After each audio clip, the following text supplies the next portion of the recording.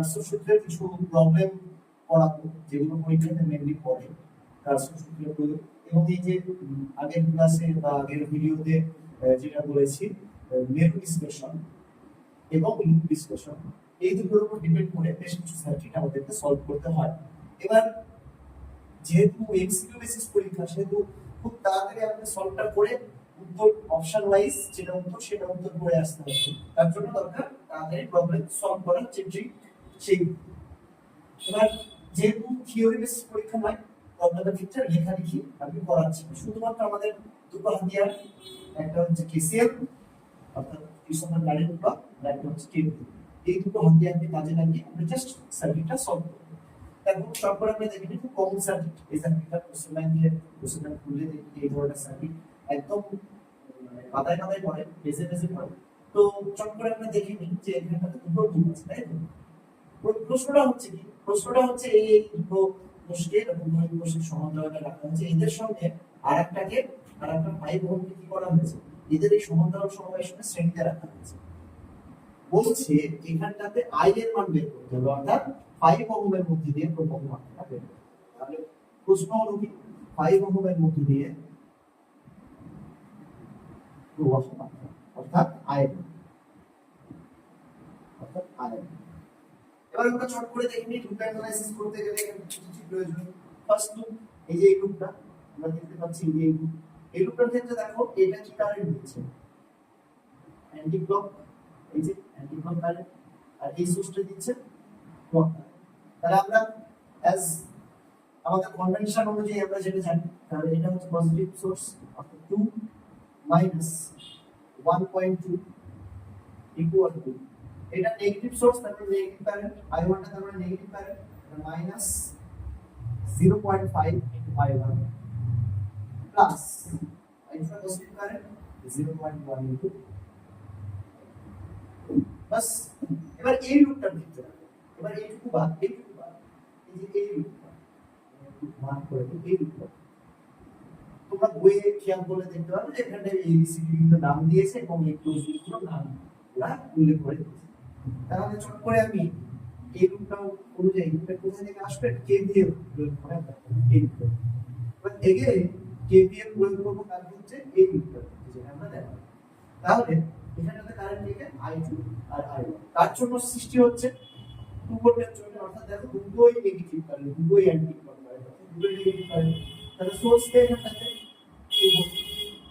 কেমন source, negative source এর কাজ হচ্ছে এখানটাতে negative equal to minus 0.1 into I2 minus এটা minus 5 into I2।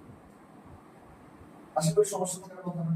তাহলে সবকটাই মাইনাস আছে, তাহলে এটাকে আমরা তুলে দিয়ে মাইনাস গুলো কমপ্লিট করে দিয়ে এইটা করতে পারি 5i equal to 2। এবার দুটো ইকুয়েশন তিনটে ভ্যারিয়েবল, তাহলে সলভ করা সম্ভব নয়।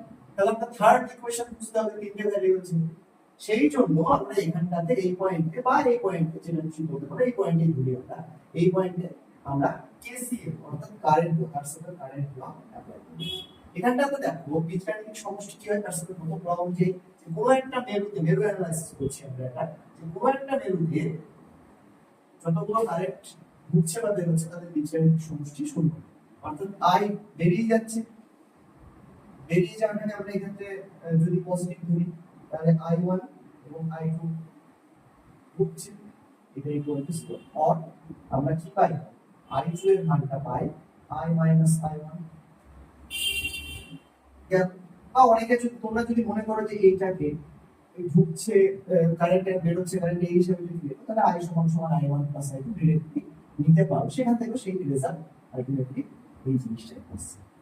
এবার আমরা এই দুটো ইকুয়েশন শর্ট করে সলভ করে দিই। দেখো তোমরা যেহেতু ক্লাস 10 অঙ্কন করে এসেছো, সেহেতু সলভ করাটা তোমাদের কাছে কোনো ব্যাপার না। তাহলে 0.8 equal to 0.1 into I2 minus 0.5 into I1।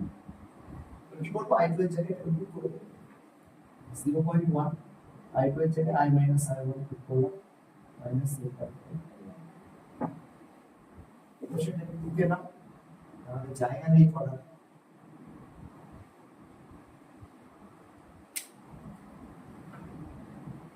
বুঝতে হবে, কারণ পরপর পড়াটাই বেটার আই থিঙ্ক। ইকুয়েশন গুলো ইম্পর্টেন্ট এবং এই ইকুয়েশন যদি করেন তিনটা সলভ করার ক্ষেত্রে রাখবেন।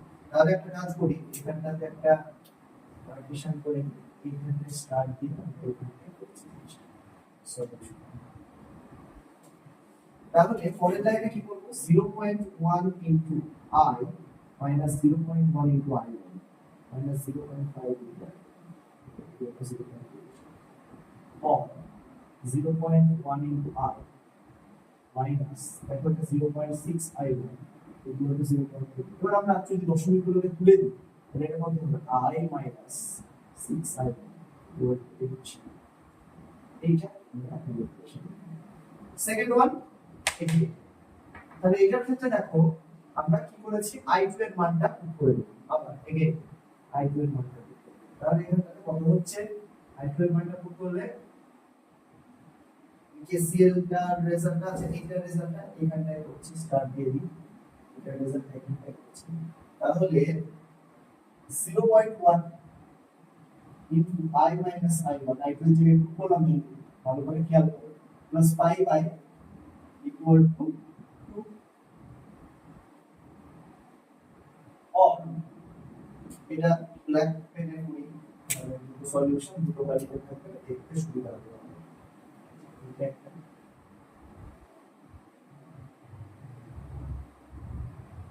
or 0.1i minus 0.1i1 plus 5i or 5.1i minus 0.1i1. But this one is the second.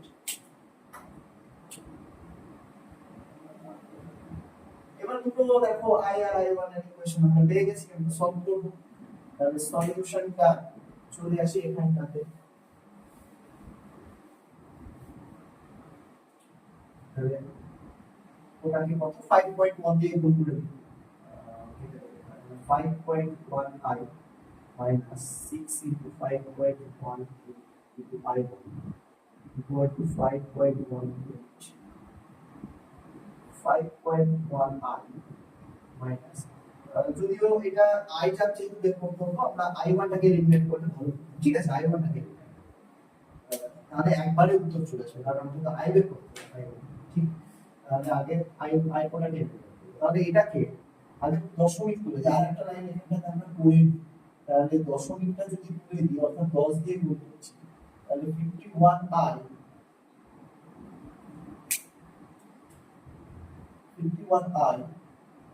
minus i1 equal to 10 দিয়ে গুণ করেছি, তাহলে এইটাকে আমরা একটু সুবিধা পাওয়া যাবে। তাহলে চলে আসছি এইটাকে আমরা 6 দিয়ে মাল্টিপ্লাই করব, তাহলে i minus 6i1 equal to 8। এটা হচ্ছে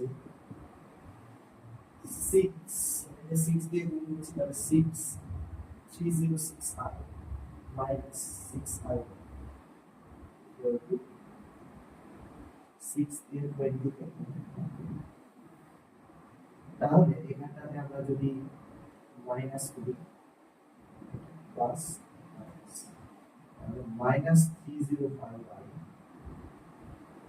এটা গেল minus 11 minus minus i equal to 11। That's the answer. এবার এইটা অ্যানসার হয়ে গেল, তার মানে আমরা ডিরেক্টলি বলে দিতে পারলাম এটাকে, যেহেতু এখন ক্যালকুলেটরের ব্যবহার নেই সেহেতু তোমরা যদি ভাগ করে তো পয়েন্টে বের করে দিতে চাও তাহলে বের করতে পারো, যদি এরকম রেখেও দাও তাতেও কোনো সমস্যা নেই, ঠিক আছে।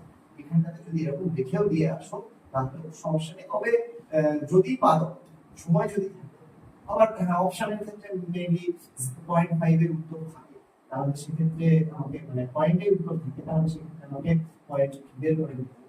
305 এটাকে যদি 11 দিয়ে ভাগ করি তবে 0 3 9 15 5 0 2, এর জন্য একটা 0 আসছে, 6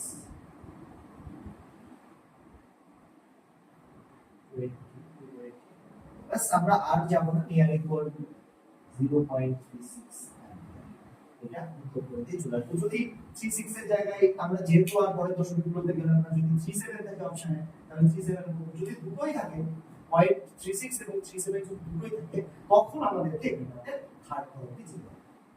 তবে আশা করা যায় যে দুটো দুই দশমিক স্থান অবধি উত্তর দেওয়া হবে। তাহলে ক্রমমাত্রা বেরিয়ে গেল। এবার আর কিছু বের করতে বলছিল না, তাহলে এখানটাতে এর মধ্যে দিয়ে ক্রমমাত্রা হলো কত? 0.36। বাস ডান। দেখে নাও, পরে প্রবলেমে যাব।